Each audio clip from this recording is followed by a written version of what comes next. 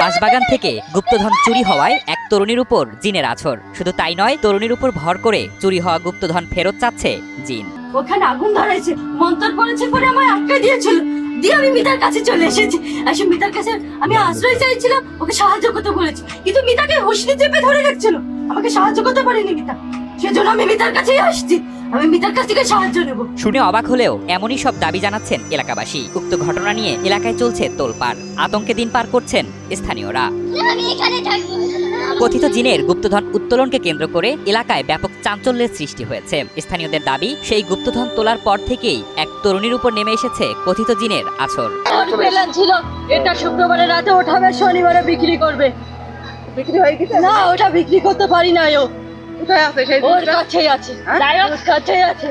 আমার জিনিস আমাকে ফেরত দাও না, আমার খুব কষ্ট হচ্ছে। ভুক্তভোগী 23 বছর বয়সী মিতা খাতুন, স্থানীয় বাসিন্দা মিরাজুল ইসলামের মেয়ে। পরিবারের দাবি, কয়েকজন ব্যক্তি স্থানীয় একটি বাঁশবাগানের নিচ থেকে গুপ্তধন তোলার চেষ্টা করেন। এরপর থেকেই তাদের মেয়ে মিতার আচরণ অস্বাভাবিক হয়ে ওঠে। সে কখনো চিৎকার করছে, কখনো অচেতন হয়ে পড়ছে। আমার ভালো মেয়ে, ওই রাত্রে থেকে এসো, কোনো সমস্যা নাই। পাড়ার আমার কথা বিশ্বাস যদি না করেন স্যার, পাড়ার লোকে জিজ্ঞেস করেন, আমার মেয়ের কোনো সমস্যা নেই।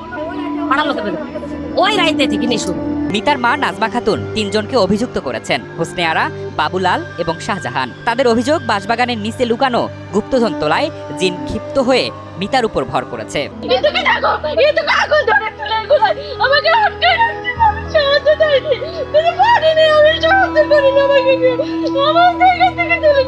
স্থানীয় সূত্রে জানায়, কাশেম মাস্টারের জমির বাঁশবাগানের নিচে বহু বছর ধরে গুপ্তধনের গল্প প্রচলিত। গত 16 ডিসেম্বর অমাবস্যার রাতে এক কবিরাজের সহায়তায় উক্ত স্থানে বিশেষ আয়োজন করা হয়।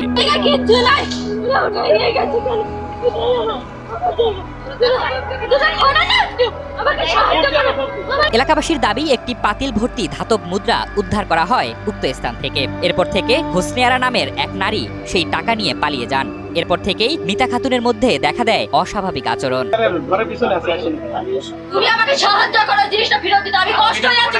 পরিবার জানায়, মিতা প্রায়ই বলে ওঠে, আমার কাঁচা টাকা তুলে নিয়ে গেছে, আমি ওদের ছাড়বো না। পরিবারের দাবি, এসব কথা সে নিজে বলে না, জিন তাকে দিয়ে বলাচ্ছে। ওটার মধ্যে কাঁচা টাকা ছিল, দেখো না, তো বলছো কিভাবে? আমি ওটা পাহাড়ে দিতেছিলাম তো। কিন্তু বলছো আমি দেখি না। হ্যাঁ, যখন ওটা কি সাখন দেখিনি, কিন্তু আমি পরবর্তীতে দেখছি। আমি যখন ওটা পাহাড়ে ছিলাম, সাখন আমি দেখছি ও টাকা ওঠাইছে অনেক। আমি দেখাইনি, কিন্তু এক কবিরাজের কাছে আমি গেছিলাম, মিথ্যে কথা না। গতকাল গেছিলাম, কাল এর থেকেও বেশি অসুস্থ হয়ে গেছিল মেয়ে। বুঝতে পেরেছেন? আপনারা তো দেখে গেলেন। তারপরেও অসুস্থ হয়ে গেছিল। যার পরে আমি গেছিলাম সেই কবিরাজের কাছে, কবিরাজ বললো আমার দ্বারা কোনো সম্ভব না। ঘটনাটি ঘটেছে কুষ্টিয়ার দৌলতপুর উপজেলার আরিয়া ইউনিয়নের বড় গাংদিয়া স্টেশন মোড় এলাকায়। স্থানীয়রা জানান, ঘটনার পর থেকেই গ্রামে ভয় আর গুজব ছড়িয়ে পড়েছে। অনেকেই বলছে সত্যি গুপ্তধন ছিল। এদিকে অভিযুক্ত বাবুলাল অভিযোগ অস্বীকার করেন। অন্যদিকে 2 অভিযুক্ত শাহজাহান ও হোসনে আরার সঙ্গে যোগাযোগের চেষ্টা করা হলেও তারা বাড়িতে ছিলেন না, ফোনও বন্ধ। আমি এই সম্বন্ধে কিছুই জানি না, আমি কিছু বলতে পারবো না, কারণ কেন বলছে কি না তা বলতে পারবো না, আমি কিছুই জানি না। গুপ্তধন আর জিনের গুজবে এখন আতঙ্কিত বড়গাংদিয়া এলাকার মানুষ। স্থানীয় প্রশাসন জানিয়েছে, বিষয়টি খতিয়ে দেখা হচ্ছে।